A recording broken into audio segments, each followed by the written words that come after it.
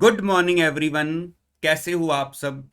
तो आप सभी को याद होगा कि हमने अकाउंट्स में जो फर्स्ट लेक्चर था हमारा, सारे चैप्टर्स को एक बार देखने के बाद कि कौन कौन से चैप्टर हैं सिलेबस में, हमने स्टार्टिंग की थी हमारे चैप्टर नंबर 5 से, प्रॉफिट और loss pre and post incorporation, है ना। तो उम्मीद करता हूं कि आपको हमने उस दिन क्या डिस्कस किया था हमारे फर्स्ट लेक्चर में, बेसिक बेसिक, जैसे कि pre and post incorporation time period होता क्या है। याद है ना आपको कि अगर बिजनेस तो ले लिया गया है, सपोज कर लो 1 अप्रैल 2021 को, लेकिन ये सोचा था कि कंपनी की फॉर्म में उस बिजनेस को चलाया जाएगा। लेकिन कंपनी बनाते बनाते सपोज कर लो कंपनी इनकॉर्पोरेट करते करते थोड़ा टाइम गैप आ गया, और सपोज कर लो जैसे कंपनी जाकर इनकॉर्पोरेट हो पाती है 1 अगस्त 2021 को, जस्ट अज्यूम कर रहा हूं। तो अप्रैल मई जून जुलाई, ये 4 मंथ्स हम कंपनी को नहीं इनकॉर्पोरेट कर पाए। लेकिन उसके बाद अप टू 31 मार्च, क्योंकि कंपनी इनकॉर्पोरेट हो चुकी है, फिर हमने उस बिजनेस को कंपनी फॉर्म में ही चलाया। मींस ये 8 मंथ्स का जो टाइम पीरियड है, वो हम उस बिजनेस को एज कंपनी इनकॉर्पोरेट कर चुके थे, क्योंकि यहां पर हमने कंपनी इनकॉर्पोरेट कर ली थी, कंपनी इनकॉर्पोरेटेड। ठीक है, याद आ गया ना आपको। तो हम टाइम रेशियो निकालते थे कि अच्छा 4 मंथ्स का टाइम है प्री इनकॉर्पोरेशन, 8 मंथ्स का टाइम है पोस्ट इनकॉर्पोरेशन, है ना। ये सारी चीजें हमने सीखी थी।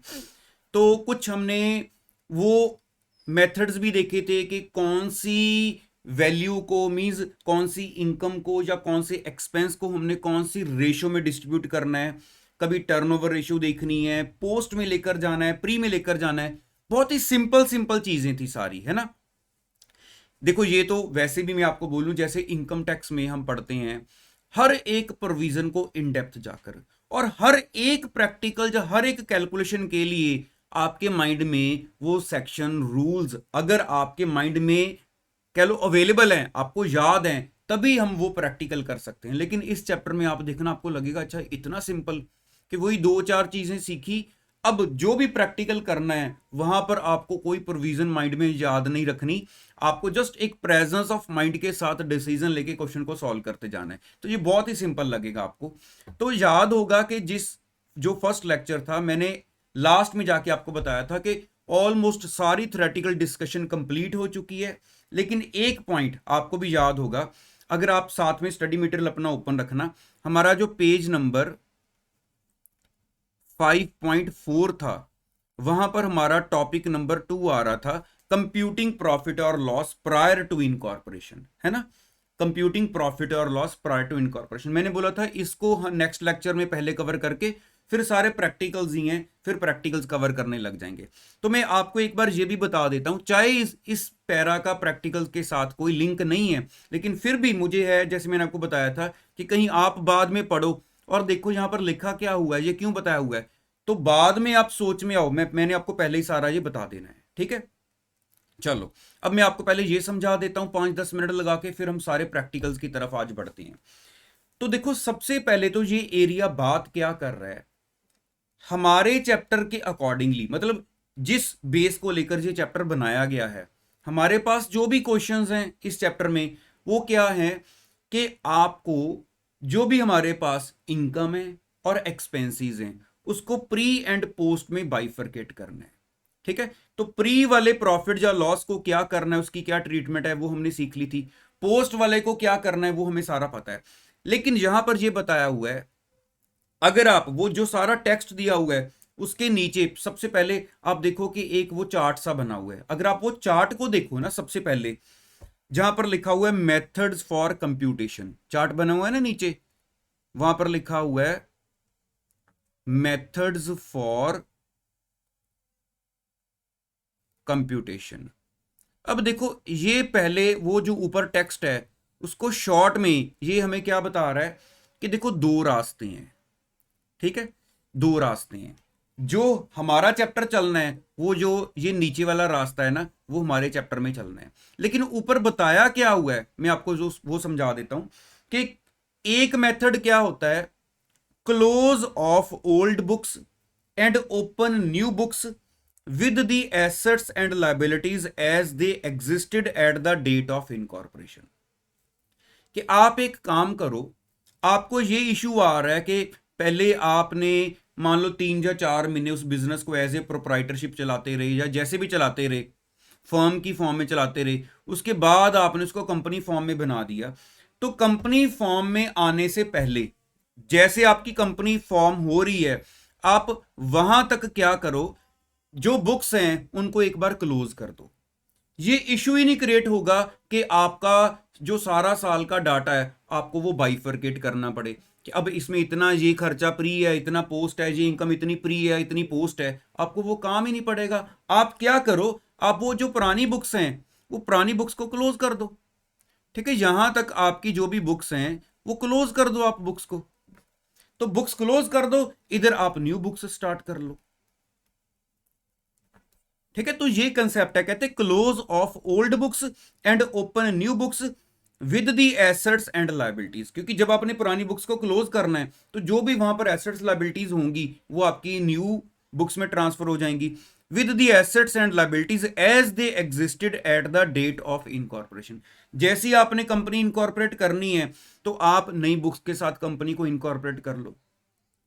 ये भी तो हो सकता है कि मान लो ये टाइम पीरियड का इशू ही ना आए, सीधा ही जिस दिन मैंने बिजनेस टेक ओवर करना है पुरानी बुक्स को क्लोज करो, सीधा कंपनी इनकॉर्पोरेट करो। लेकिन हमारे लिए तो ये भी इशू रहता है ना कि हमारी कंपनी इनकॉर्पोरेशन में टाइम ले लेती है। यही तो सीन इस चैप्टर में क्रिएट किया गया है कि आपने बिजनेस तो बाय कर लिया, बिजनेस तो बाय कर लिया, लेकिन बीच में टाइम गैप आ रहा है ना, कंपनी बनाने में टाइम लग रहा है।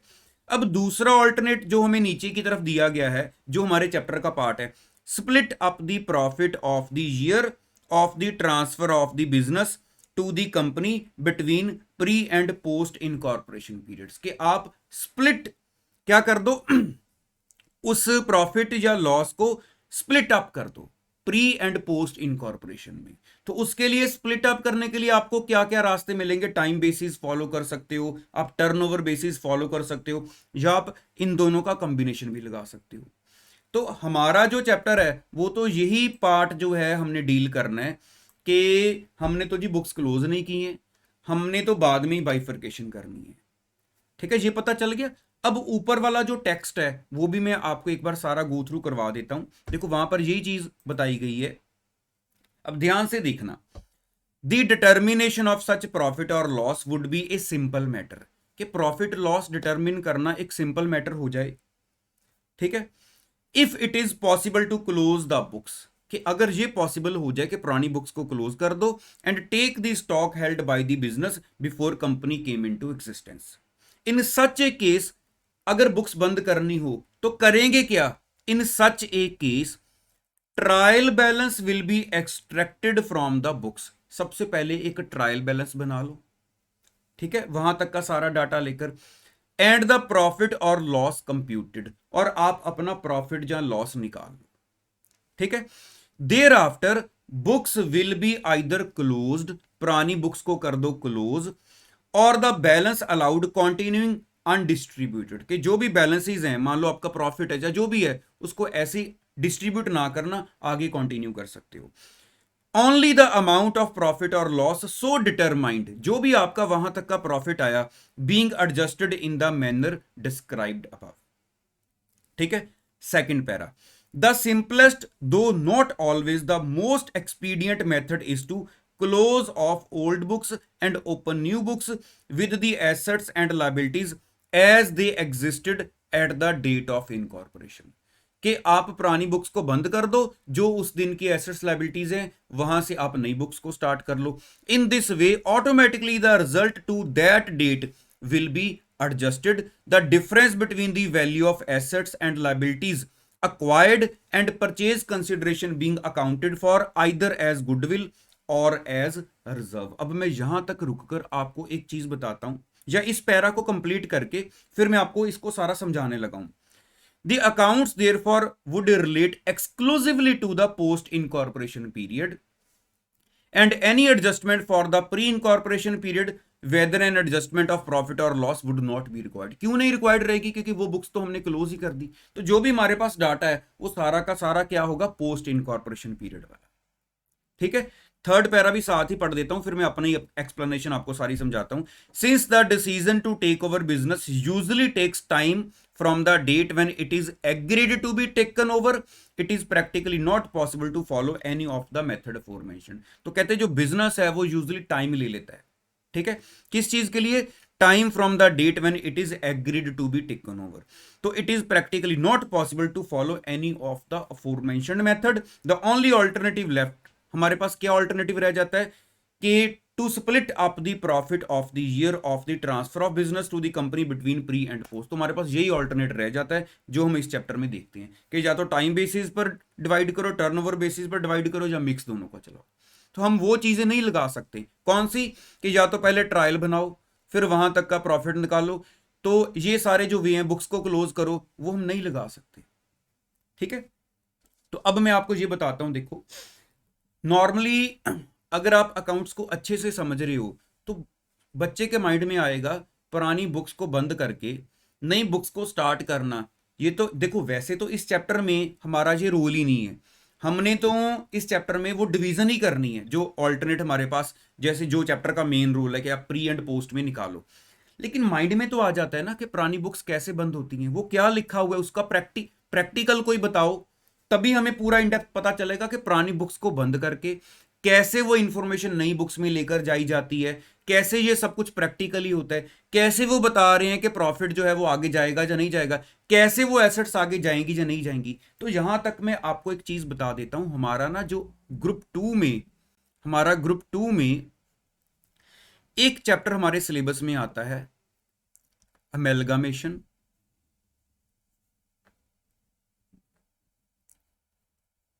ठीक है, ये चैप्टर बेसिकली जो है वो कंपनीज की अमेलगामेशन के बारे में है, काफी बड़ा चैप्टर है, बहुत इन डेप्थ इस चैप्टर के अंदर कैलकुलेशंस होती हैं। होता क्या है, देखो मेरी बात को जरा सुनना।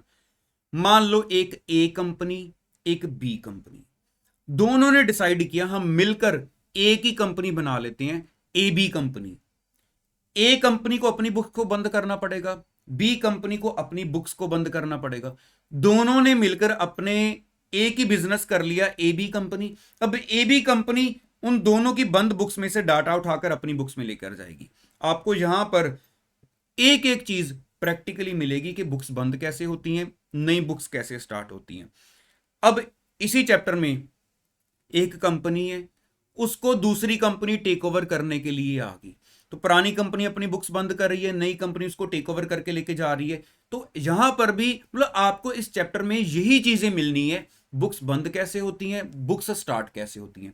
अब इसके अलावा हमारे पास ग्रुप टू में ही एक चैप्टर आता है पार्टनरशिप। तो आप सोचोगे पार्टनरशिप तो पहले भी की हुई है, लेकिन यहां पर हमारे पास स्पेसिफिकली एरियाज रहेंगे जो डिसोल्यूशन वगैरह आ गया, ठीक है। उसके बाद मान लो कोई फर्म है, उसको कंपनी ने टेक ओवर कर लिया, हमने फर्म को कन्वर्ट कर दिया कंपनी में, ऐसे अलग अलग केसेस। तो उस केस में भी ये सब कैसे होगा कि पुरानी बुक्स को बंद करो, न्यू बुक्स को स्टार्ट करो। तो यहां पर हमारा प्रैक्टिकली सारा काम ही ये है कि वो सीखो फिर। तो इसलिए इस चैप्टर में बोलूं कि चलो मैं आपको दो चार एग्जांपल्स करके समझाता हूं, तो वो रिक्वायरमेंट नहीं है, जो इस चैप्टर का रोल है हम वो प्ले करेंगे। उन दोनों चैप्टर्स में जाकर उस जो कंडीशन सिचुएशंस को ओवर इन डेप्थ जितना रिक्वायर्ड है उतना इन डेप्थ जाकर उसको मैं डिस्कस करूंगा, ठीक है। तो इसलिए अगर माइंड में ये क्वेश्चन है तो ये ना सोचना है ये कब मेरा जो पॉइंट है जो वो सॉल्व होगा, जाकर ये आपको ऑटोमेटिकली ये दो चैप्टर में इतना ज्यादा सॉल्व हो जाएगा, आपको लगेगा अब 100% क्लैरिटी हो गई है ये सब कुछ कैसे किया जाता है। लेकिन एक चीज जो यहां पर ये लाइन चल रही है, सेकंड पैरा में एक लाइन चल रही थी, देखो कौन सी थी? In this way automatically the result to the date will be adjusted, the difference between the value of assets and liabilities acquired and purchase consideration being accounted for either as goodwill और as reserve. ये line चल रही है ना, इसके बारे में मैं हल्का सा आपको बता देता हूं कि ये क्या होता है बेसिकली। अब सपोज कर लो मैंने किसी बिजनेस को टेक ओवर करना है, मैंने किसी बिजनेस को टेक ओवर करना है। एक एग्जांपल जस्ट ले रहा हूं आपको समझाने के लिए। उस बिजनेस की जो एसेट्स हैं वो 15 लाख की है, उस बिजनेस की जो एसेट्स हैं वो 15 लाख की है। उस बिजनेस की जो लायबिलिटीज हैं वो 5 लाख की है। अब कोई भी पर्सन, मान लो मैं इस बिजनेस को खरीदने के बारे में सोच रहा हूं, तो मैं क्या देखूंगा कि मैंने मैंने उस बिजनेस का जो ऑनर है, मैंने उसको पेमेंट करनी है ना। तो वो एसेट्स लायबिलिटीज मैं ले आऊंगा। तो मैं देखूंगा कि हाँ, अगर मेरे को इतनी एसेट्स मिल रही हैं, क्योंकि एसेट्स में क्या होगा, बहुत वैरायटी ऑफ एसेट्स हो सकती हैं, जिसमें आपकी फिक्स्ड एसेट्स भी हो सकती हैं, आपके बैंक बैलेंसेज हैं, आपके डेटर्स हैं, कुछ भी हो सकता है। तो अगर मैं इतनी एसेट्स अपने पास ले जाऊंगा, तो लाइबिलिटीज भी मैं ले रहा हूं। तो इसका मतलब है उतनी एसेट्स में से मेरे को ये लाइबिलिटीज भी पे करनी है। सिर्फ ये नहीं कि मुझे एसेट्स ही मिल रही हैं, ठीक है।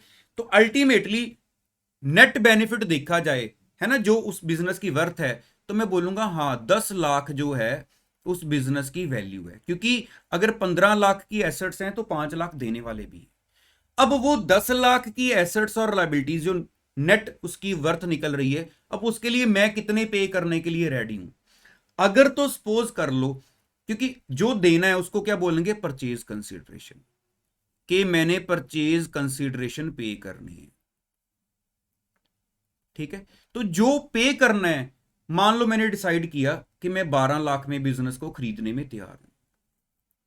यह भी डिसाइड हो सकता है कि मैंने ये डिसाइड किया कि मैं 9 लाख से ज्यादा पे नहीं करूंगा, 9 लाख से ज्यादा पे नहीं करूंगा। तो पहले अज्यूम करते हैं मैंने 12 लाख में खरीद लिया, 12 लाख में खरीद लिया। अब देखो, जब मैं अपनी बुक्स में एंट्री करूंगा कि मैंने अपनी बुक्स में मान लो एसेट्स को डेबिट कर दिया कि मैं 15 लाख की एसेट्स ले आया हूं, तो एसेट्स डेबिट होंगी। लाइबिलिटीज कितनी लेकर आया हूं, 5 लाख की, तो मैंने लाइबिलिटीज को 5 लाख से क्रेडिट कर दिया, ठीक है। अब मैंने पेमेंट कितनी करनी है, अगर मैंने 12 लाख की पेमेंट करनी है, तो यहां पर जब, क्योंकि टू करूंगा ना, वो भी टू, तो जब मैं 12 लाख की पेमेंट करूंगा, देखो, क्योंकि मैंने उस बिजनेस को 12 लाख में खरीद लिया, 12 लाख में खरीद लिया। अगर इसे देखो, वैसे तो मैं वही बात करूंगा, ये सब कुछ अमेलगामेशन एंड पार्टनरशिप का पार्ट है, ठीक है।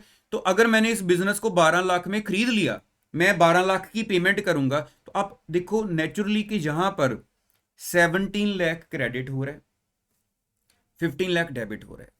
लॉजिकली भी सोचा जाए, 10 लाख की चीज को मैं 12 लाख में खरीद रहा हूं, तो जो 2 लाख मैं एक्स्ट्रा पे कर रहा हूं, वो मेरे लिए क्या हो गया, मैं उसको गुडविल ट्रीट करूंगा कि मैंने 2 लाख रुपए एक्स्ट्रा पे किए उसकी वर्थ से, तो वो मेरे लिए क्या हो गया फिर, एक तरीके से गुडविल, ठीक है। अब इसका ऑपोजिट ले लो कि अगर ये 12 लाख की बजाय ये वैल्यू 9 लाख हो, अगर ये वैल्यू 9 लाख हो, तो गुडविल को जरा हटा देते हैं ना। अभी तो मान लो कुछ भी नहीं आया था, मैंने एसेट्स खरीदी 15 लाख की, मैंने लाइबिलिटीज मेरे पास आ गई साथ में 5 लाख की, तो जो 10 लाख की वर्थ है मैंने उसको 9 लाख में खरीद लिया। तो आपका देखो डेबिट साइड कितना शो कर रही है, एसेट्स 15 लाख, जो क्रेडिट साइड है वो एक 5 लाख, और एक जो 9 लाख की मैंने पेमेंट करनी है, टोटल कितना हो गया 14 लाख। तो अब यहां पर मेरे को बेनिफिट हो रहा है ना, क्योंकि मैंने 10 लाख की वर्थ को 9 लाख में खरीद लिया, तो जो 1 लाख क्रेडिट हो रहा है वो क्या हो गए, हमारे रिजर्व्स, ठीक है। ये हमारे हो जाते हैं रिजर्व्स। समझ रहे हो ना आप इस चीज को।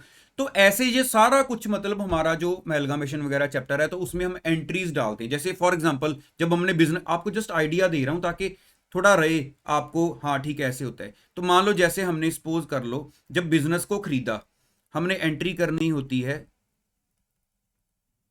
Business purchase account debit. मान लो मैंने 12 लाख में खरीदा, 12 लाख, ठीक है। टू, जिसको भी मैंने पेमेंट करनी है, मैंने कहां से किस बंदे से बिजनेस खरीदा, तो मैंने यहां पर उसका नाम लिख दिया कि मैंने इस पर्सन को 12 लाख पे करने हैं, ठीक है। अब जब नेक्स्ट एंट्री होती है हमारी assets account debit to liabilities to, मान लो मैंने 12 लाख देने, जैसे मैंने आपको ऊपर एंट्री करके दिखाई, तो मैं वहां पर कर दूंगा टू बिजनेस परचेज। मैं आपको एक बार करके भी दिखा देता हूं। तो हम क्या एंट्री करते हैं, एसेट्स अकाउंट डेबिट,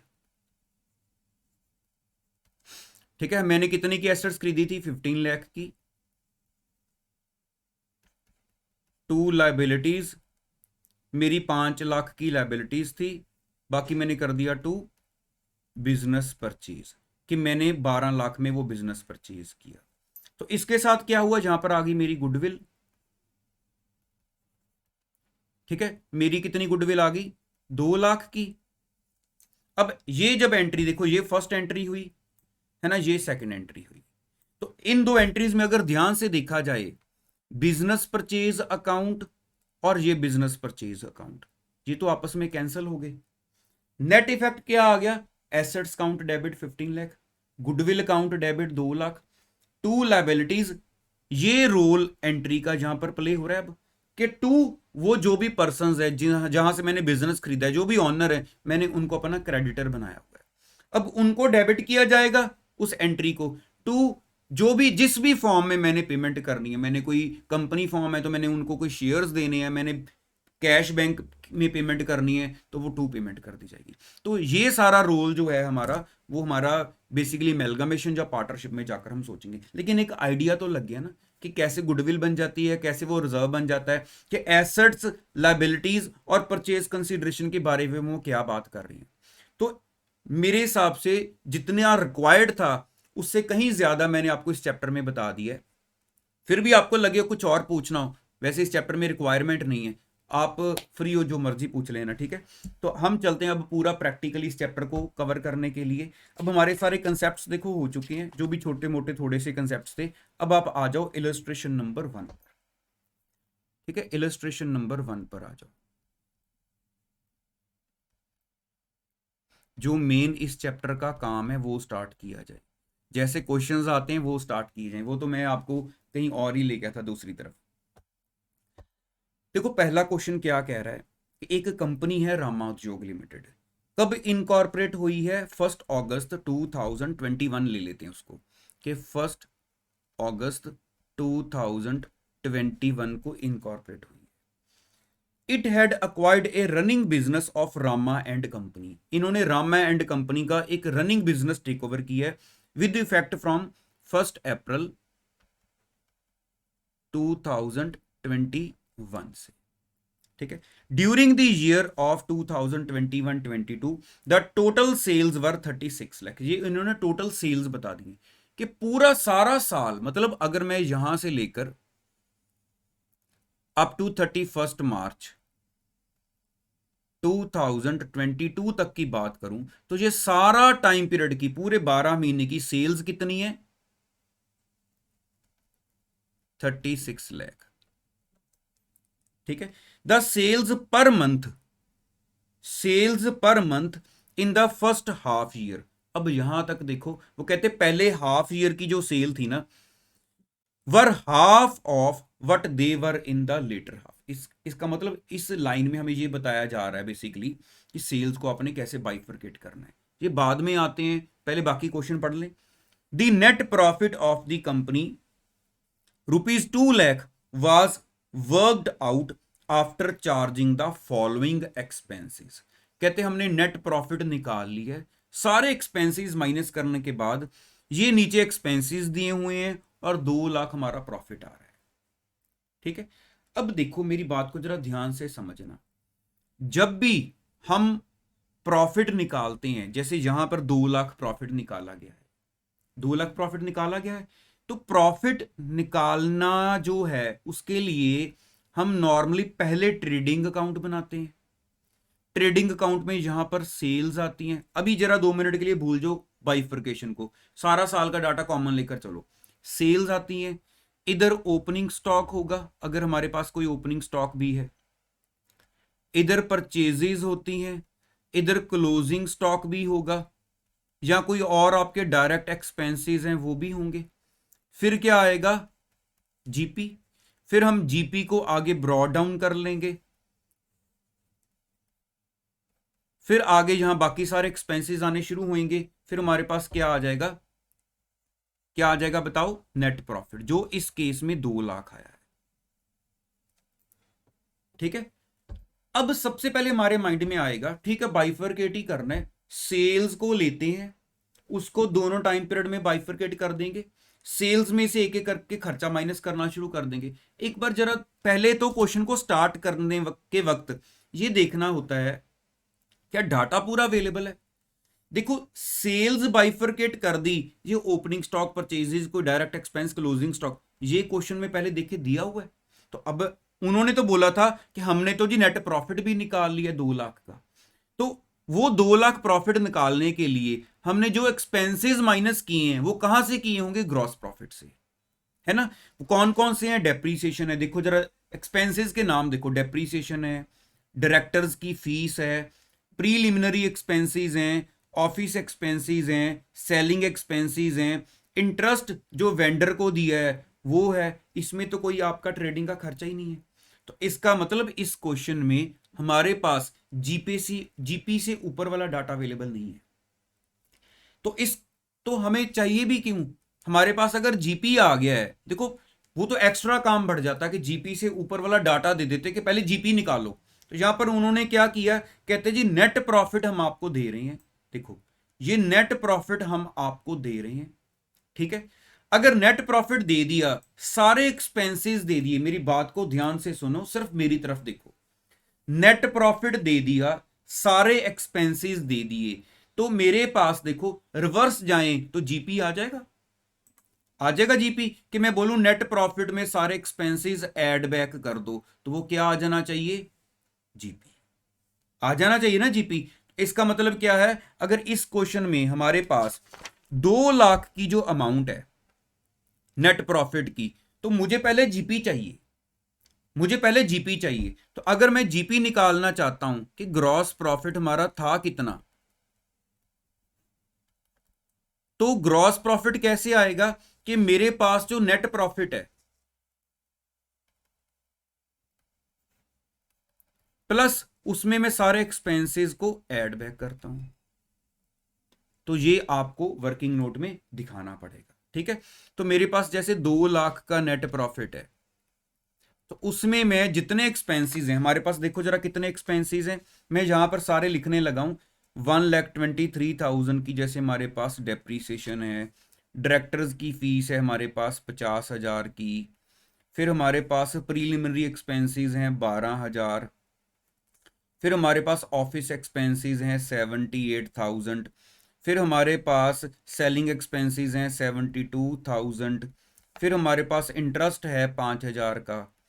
तो ये सब कुछ हमने नेट प्रॉफिट में अगर ऐड बैक कर दिया तो देखिए कितना हमारे पास ग्रॉस प्रॉफिट आएगा, 2 lakh plus 1,23,000 plus 50,000 plus 12,000 plus 78,000 plus 72,000 plus 5,000, तो ये हमारे पास आ रहा है 5,40,000,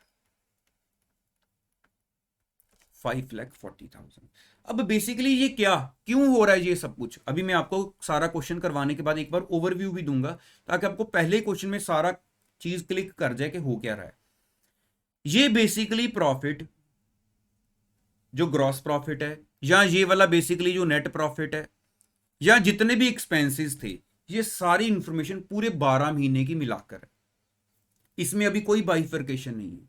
उन्होंने तो ओवरऑल सारे साल का 12 महीने का जो भी सेल्स फिगर होंगी, जो भी डायरेक्ट एक्सपेंसेस होंगे, उन्होंने पहले पूरे 12 महीने का जीपी निकाल लिया होगा, जो हमारे पास ये 5,40,000 आया होगा पहले, है ना। अभी हम तो रिवर्स चल रहे हैं, जीपी निकालने के बाद उन्होंने सारे साल के एक्सपेंस, जैसे नॉर्मल एक इकट्ठा P&L बनाते हैं, सारे एक्सपेंसेस माइनस किए होंगे, तो ये पूरा का पूरा 2 लाख प्रॉफिट आ गया। लेकिन हमारे लिए क्या इशू है, हम ये चाह रहे हैं पहले तो ये देखो प्री इनकॉर्पोरेशन वाला टाइम पीरियड कितना है, पोस्ट इनकॉर्पोरेशन वाला टाइम पीरियड कितना है, ठीक है। अब आप ये करके दिखाओ हमें कि जो नेट प्रॉफिट है, ये आपने जो नेट प्रॉफिट निकाला है, इसमें कितना प्री इनकॉर्पोरेशन पीरियड का है, कितना पोस्ट इनकॉर्पोरेशन पीरियड का है।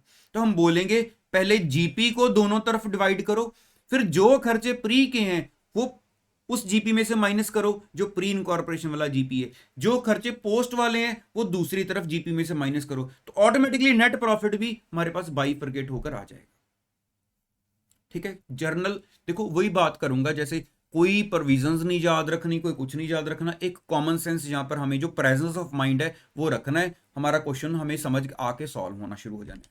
तो ग्रॉस प्रॉफिट हमारे पास आ गया, ठीक है। अब जरा रेशियोज कैलकुलेट कर लेते हैं हमारे पास। देखो टाइम रेशियो तो बहुत ही सिंपल है, टाइम रेशियो कितनी आएगी इस क्वेश्चन में, 1 अप्रैल को हमने बिजनेस जो है क्या लिखा हुआ था, acquired a running business, 1 अप्रैल को कंपनी इनकॉर्पोरेट हुई है, 1 अगस्त को, अप्रैल मई जून जुलाई, तो आपका 4 मंथ्स का जो टाइम है, 4 मंथ्स का टाइम वो प्री इनकॉर्पोरेशन में आ रहा है।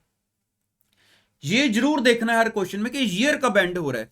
ऐसे ही बिना सोचे समझे के लिख दो कि हाँ चलो 12 में से 4 माइनस किए तो 8 महीने उधर, पहले देख लो बिजनेस कब क्लोज हो रहा है, बुक्स कब क्लोज हो रही हैं। तो यहां पर 31 मार्च को, बार बार बोल रहा हूं, ये देखना बहुत जरूरी है। अभी आपको कुछ ना कुछ 1-2 क्वेश्चन ऐसे भी आएंगे जिसमें जो टाइम पीरियड है वो 15 मंथ्स का है ना, फिर ऐसे केसेस में क्वेश्चन गलत हो सकता है। तो ये देखो पूरा टाइम पीरियड 12 महीने का ही है ना, तो ये वाला टाइम हमारा इस क्वेश्चन के हिसाब से 8 मंथ्स का हो गया।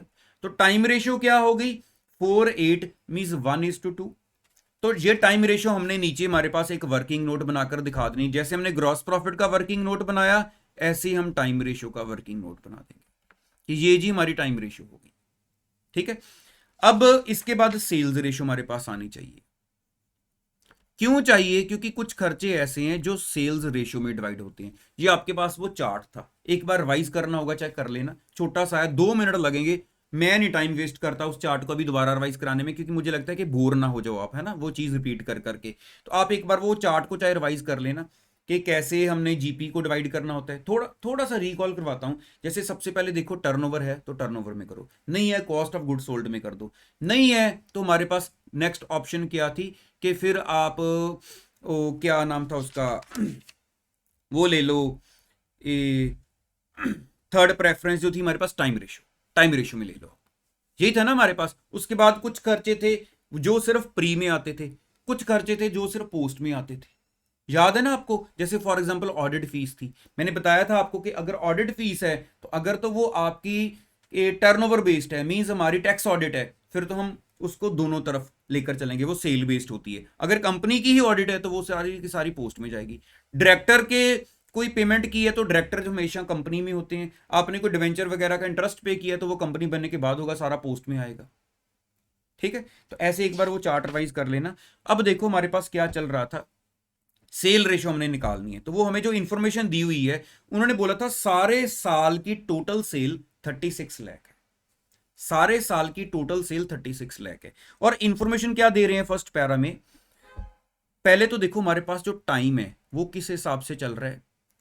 ये अगर सारे साल का टाइम है हमारे पास, तो यहां पर हमारा 4 मंथ्स का टाइम आता है प्री इनकॉर्पोरेशन पीरियड, और 8 मंथ्स का टाइम आता है पोस्ट इनकॉर्पोरेशन पीरियड।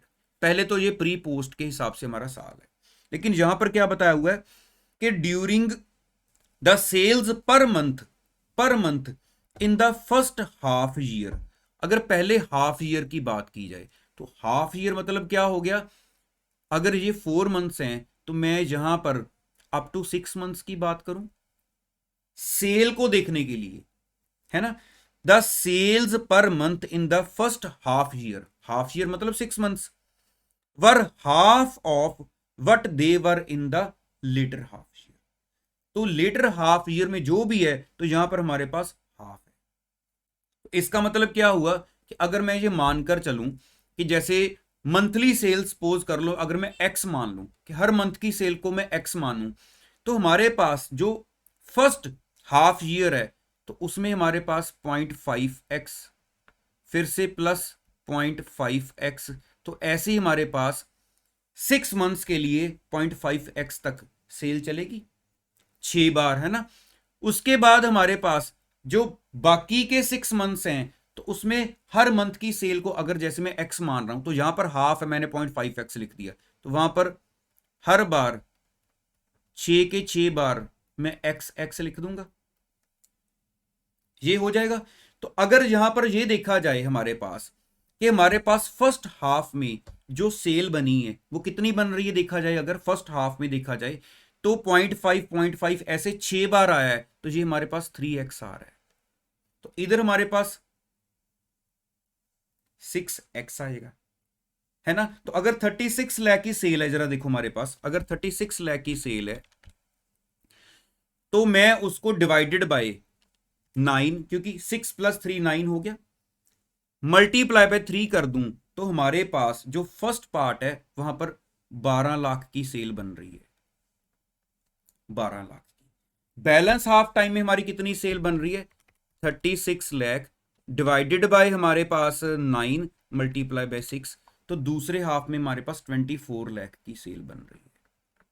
लेकिन ये अभी 6 मंथ्स इधर और 6 मंथ्स उधर मैंने इस हिसाब से बनाई है ना, 6 मंथ्स इधर और 6 मंथ्स उधर।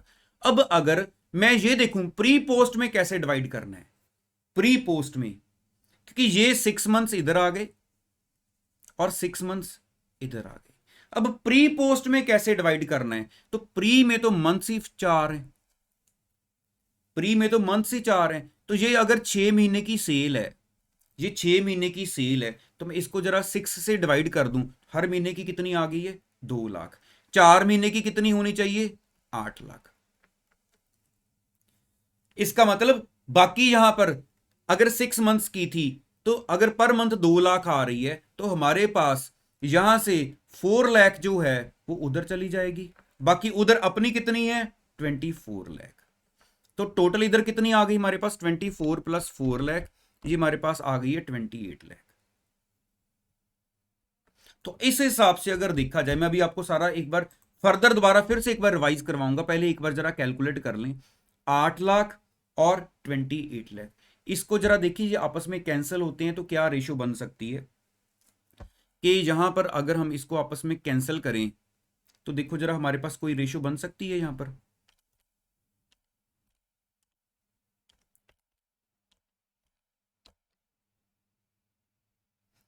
देखो अगर मैं इसको 4 के साथ कैंसिल करूं, पहले तो चलो सारे जीरो हटा देते हैं, सारे जीरो हटा देते हैं। अगर मैं 4 के साथ इसको कैंसिल करूं तो ये आ जाएगा 2 और ये आ जाएगा 7। इसका मतलब हमारी सेल की रेशियो क्या बनेगी 2:7, 2:7। ठीक है, तो एक बार मैं आपको ये दोबारा सारा बता देता हूं कि मैंने कैसे कैसे किया। ठीक है, फिर उसके बाद स्टडी वालों ने कैसे किया हम वो भी चेक कर लेंगे। मैंने कैसे किया, देखो हमारा जो प्री एंड पोस्ट का टाइम पीरियड है, हमारा प्री वाला टाइम पीरियड आ रहा है 4 मंथ्स और पोस्ट वाला टाइम पीरियड आ रहा है हमारा 8 मंथ्स। ठीक है, ये पूरे के पूरे 12 महीने की जो टोटल सेल है वो 36 लाख दे रहे हैं, 36 लाख। ठीक है, अब अगर पूरे साल की सेल 36 लाख है, मैंने ये देखना है कि इस 36 लाख में से 4 मंथ्स की सेल कितनी है और 8 मंथ्स की सेल कितनी है, मैंने ये देखना है ना।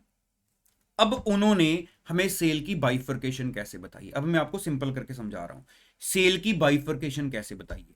वो कह रहे हैं जी जो 36 लाख की सेल है ना, इसको आप ऐसे देखो, पहले 6 मंथ्स इधर और 6 मंथ्स इधर, जबकि हमारे प्री में टाइम पीरियड में आ रहे हैं 4 मंथ्स, पोस्ट में टाइम पीरियड में आ रहे हैं 8 मंथ्स। इसका मतलब लॉजिकली क्या हो रहा है, ये 6 मंथ्स की जो सेल इधर की बताने लगे हैं, है ना, इस साइड की 6 मंथ्स की, तो हमारे लिए उसमें से सिर्फ 4 महीने की प्री में जाएगी, बाकी हम उधर पोस्ट में डाल देंगे। मतलब अल्टीमेटली जब हम कैलकुलेट कर लेंगे तो हम बोल देंगे यहां पर 4 महीने की रख लो, बाकी 2 महीने की पोस्ट वाले टाइम पीरियड में डाल दो, क्योंकि वो 8 मंथ्स का है।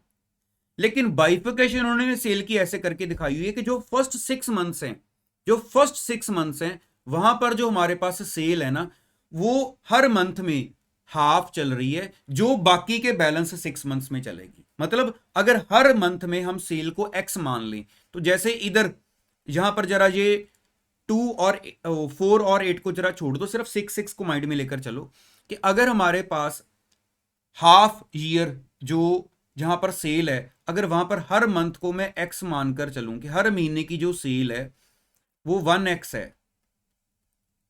ठीक है, तो उधर वाले जो 6 months first half of the year है, वहां पर हमारी सेल आधी है।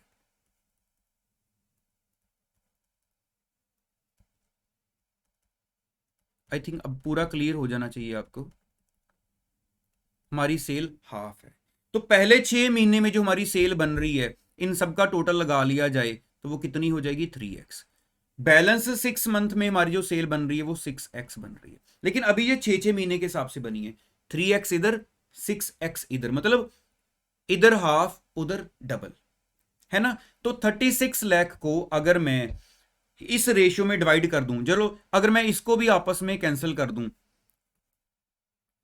सीधा सीधा नजर आ रहा है, इधर डबल है। तो 36 लाख को डिवाइडेड बाय हम करेंगे 3 से, है ना, 36 lakh divided by 3 multiply by 2 कर दूंगा, वो इधर आ जाएगी 24 लाख। और आपको पता ही है इधर हमारी कितनी रह जाएगी, 12 लाख।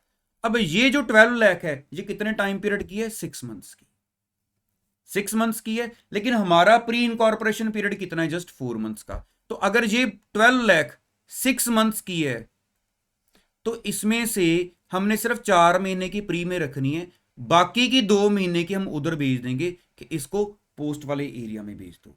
तो जरा करो 12 लाख, अगर 6 मंथ्स की 12 लाख है तो पर मंथ कितनी आ गई, 2 लाख, है ना, 12/6 2 लाख पर मंथ आ गई। तो 4 महीने की 2 लाख के हिसाब से कितनी आ जाएगी, 8 लाख। 4 महीने की 2 लाख के हिसाब से 8 लाख आ गई। इधर कितनी बच गई, इधर 6 मंथ्स में से 8 लाख तो 4 महीने की होगी, बाकी जो 4 लाख बच गई हमारे पास उसको हम पोस्ट में भेज देते हैं कि वो तो हमारा जी पोस्ट इनकॉर्पोरेशन का टाइम पीरियड है, उधर डालो। तो 4 लाख इधर आ गई, और इधर बाकी की जो 6 मंथ से उसकी कितनी थी, 24। तो टोटल मिलाकर आपकी कितनी हो गई है, 28 लाख। तो अल्टीमेटली हमारी 8 लाख और 28 लाख, इसके हिसाब से हमारी सेल की रेशो बन जाएगी कि 4 मंथ्स में सेल कितनी है और 8 मंथ्स में सेल कितनी है, उसके हिसाब से ये सेल की रेशो निकाल लो। अब क्लियर है पूरा। अब जरा यहां पर भी सेल रेशियो का जो वर्किंग नोट नंबर हमारे पास स्टडी में 1 दिया हुआ है, हम वहां पर भी देखते हैं कि किस हिसाब से कैलकुलेशन की गई है। The sales per month in the first half year were half of what they were in the letter half year. If in the later half year sales per month is x, then it should be 0.5x per month in the first half year, वही जैसे हमने किया है। So sales for the first 4 months, that is from April to July, will be 4 into 0.50। तो कहते हैं आप सीधा ही ले लो, 4 into 0.50 आपकी इधर आ गई, ठीक है, 4 into 0.50 आपकी इधर आ गई। तो उधर हमारे पास देखा जाए 8 मंथ्स, जो 8 मंथ्स हैं, तो इनमें से जहां पर सेल हाफ है, 2 महीने जो है वो उधर एरिया में चले गए, तो वो इस हिसाब से ले लेंगे कि आपके 2 मंथ्स इंटू 0.50 के हिसाब से चलेगा, ठीक है, प्लस बाकी का आपका पूरा मंथ जो है वो 0.50 से नहीं, वो फुल ही रहेगा। तो देखो जरा कैसे दिखाया हुआ है, and for the last 8 months means 1 अगस्त से लेकर 31 मार्च तक it will be 2 into 0.50 plus बाकी के जो 6 मंथ्स हैं उसकी 0.5 नहीं, वो पूरी 1 के हिसाब से लेनी है। तो अल्टीमेटली आपकी जो रेशियो है यहां पर भी वो 2:7 सीधा ही बन के आ गई, है ना, 2:7 सीधे बन के आ गई। तो ये आपकी चॉइस है, क्योंकि देखो यहां पर आप कुछ भी रिटेन तो कर नहीं सकते, ये आपकी चॉइस है, आपको जो इजी लगे पेपर में, जैसे आप अच्छे वे से प्रेजेंट कर सको आप वो करके दिखा देना, जो आपको इजी लगे। आपके माइंड में कुछ अपना भी आएगा तो आप उसके हिसाब से कर सकते हो। तो अब ये सेल्स रेशियो आ गई हमारे पास। चलो अब हम जरा इस क्वेश्चन को आगे बढ़ाते हैं, प्रेजेंटेशन की तरफ खास ध्यान देना। सबसे पहले हमने क्या लिखा ऊपर, statement showing pre and post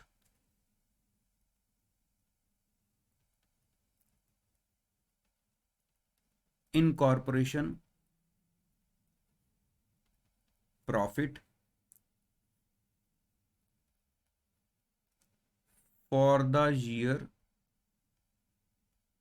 ended 31 मार्च 2021। सबसे पहले तो ऊपर हम हेडिंग बनाएंगे कि हम करने क्या लगे, ठीक है। अब हमारे पास परफॉर्मा क्या रहने वाला है, देखो, एक तो हमारे पास पर्टिकुलर्स का कॉलम होगा,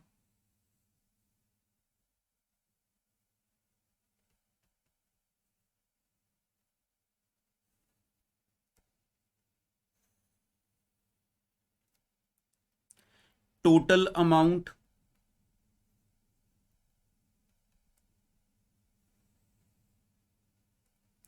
फिर हमारे पास आ गया basis of allocation,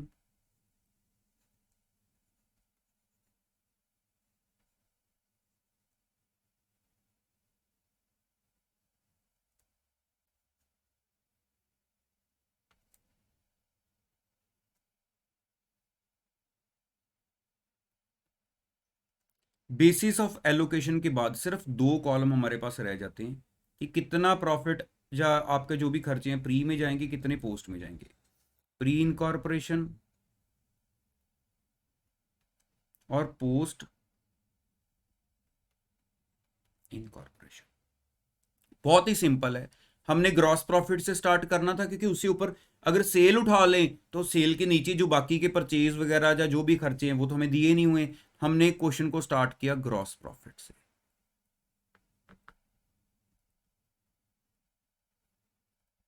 gross profit से, ठीक है।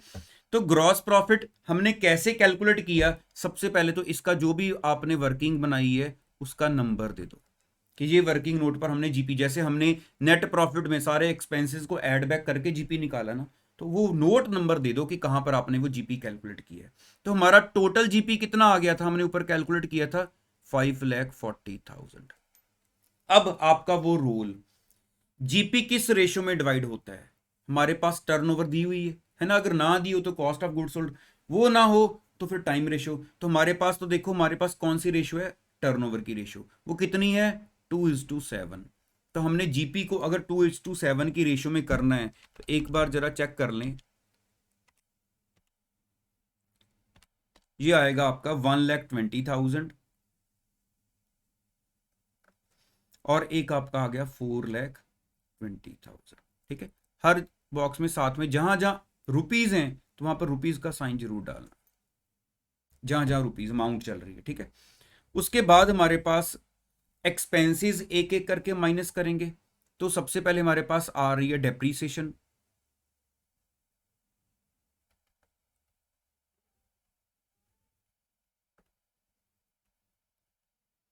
डेप्रीसिएशन टोटल हमारे पास क्वेश्चन में कितनी दी हुई थी? 1,23,000। तो हमने पीछे पढ़ा था, एक बार चाहे फर्स्ट टाइम आपने बुक में वो चार्ट देखना होगा, साथ साथ देख लेना कि डेप्रीसिएशन को हम टाइम रेशियो में लेके जाते हैं। तो डेप्रीसिएशन टाइम रेशियो के हिसाब से 1:2। तो 1,23,000 डिवाइडेड बाय 3, हमारे पास 41,000 जो है वो प्री में आ जाएगी डेप्रीसिएशन, और इसको 2 से मल्टीप्लाई कर देते हैं, 82,000 हमारी पोस्ट में चली जाएगी। ठीक है, उसके बाद नेक्स्ट कौन सा था? Directors fees.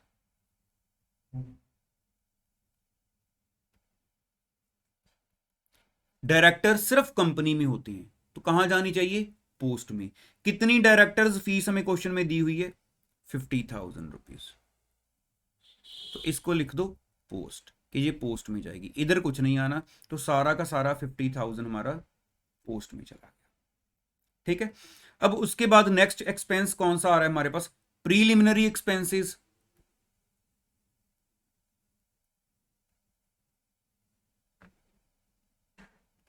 कितने हैं प्रीलिमिनरी एक्सपेंसेस हमारे पास? टोटल 12,000। देखो प्रीलिमिनरी कौन से एक्सपेंसेस है? कंपनी बनाने के लिए जो खर्चा किया गया, कंपनी बनने से पहले कंपनी को बनाने के लिए जो खर्चा किया गया, वो हमारे प्रीलिमिनरी एक्सपेंसेस हैं। तो सारे के सारे कहां जाने चाहिए? पोस्ट में, क्योंकि ये कंपनी से रिलेटेड खर्चे हैं। तो हमने सारे के सारे 12,000 को पोस्ट में डाल दिया। ठीक है, अब उसके बाद हमारे पास आ रहा है प्रीलिमिनरी एक्सपेंसेस के बाद नेक्स्ट दिया हुआ है ऑफिस एक्सपेंसेस। देखो ऑफिस एक्सपेंसेस का सेल्स के साथ कोई लेना देना है? नो, सेल के साथ तो वो है जो डायरेक्टली सेल से रिलेट करते हैं। तो ऑफिस एक्सपेंसेस को भी फिर टाइम रेशियो में करें। टोटल है 78,000, ये 1:2 की रेशियो में जाएंगे। तो 78,000 डिवाइडेड बाय 3, 26,000 इधर आ गया, इसका डबल मीन्स 52,000 इधर कर दो।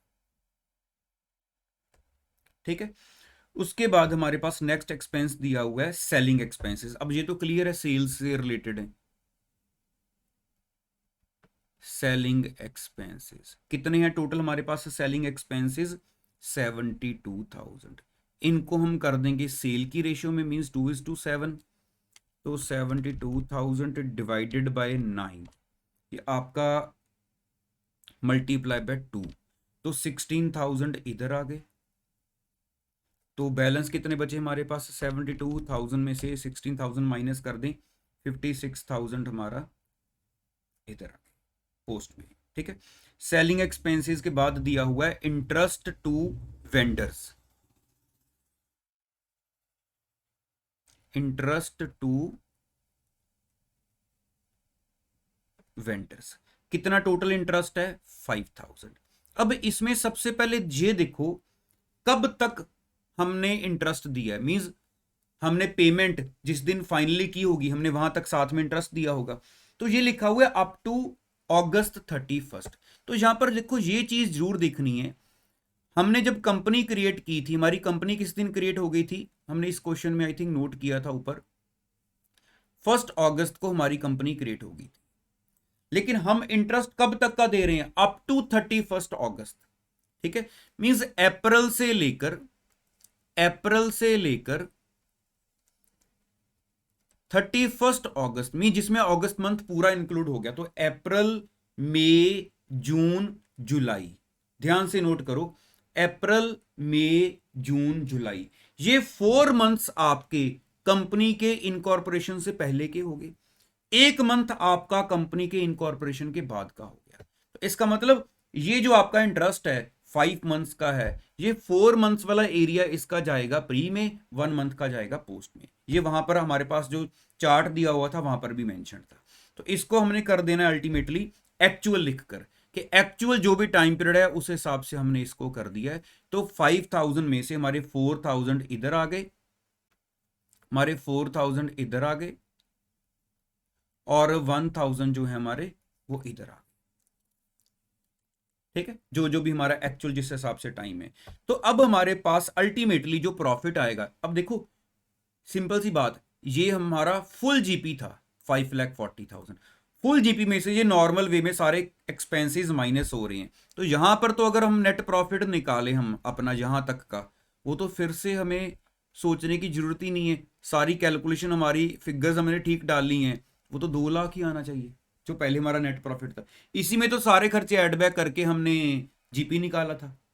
लेकिन जब हम ये बाइफर्केशन जहां पर हुई है कि ये जीपी प्री वाला है, ये जीपी पोस्ट वाला है, बाकी ये सारे एक्सपेंसेस हमने बाइफर्केट कर दिए हैं, तो यहां पर देखते हैं कि हमारे पास प्री इनकॉर्पोरेशन पर क्या आ रहा है, प्रॉफिट आ रहा है, लॉस आ रहा है, पोस्ट इनकॉर्पोरेशन में क्या आ रहा है। तो इसको जरा एक बार कैलकुलेट करते हैं, 1,20,000 माइनस 41,000 माइनस 26,000 माइनस 16,000 माइनस 4,000, तो आपके पास 33,000 का प्रॉफिट ही आ रहा है, लॉस नहीं आ रहा। ध्यान रखना, ये क्लियर होना चाहिए कि प्रॉफिट आया या लॉस आया। तो ये हमारे पास प्रॉफिट आया। तो ऐसे पोस्ट का प्रॉफिट निकाल लें, 4,20,000 माइनस 82,000 माइनस 50,000, फिर 12,000, 52,000, 56,000 एंड देन 1,000। तो ये हमारे पास आ गया 1,67,000।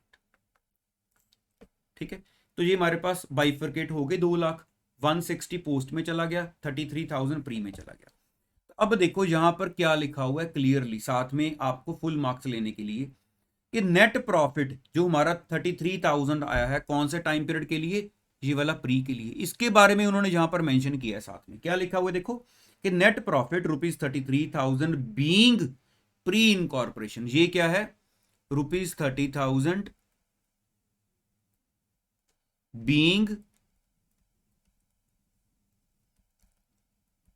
Pre incorporation profit is transferred to capital reserve account,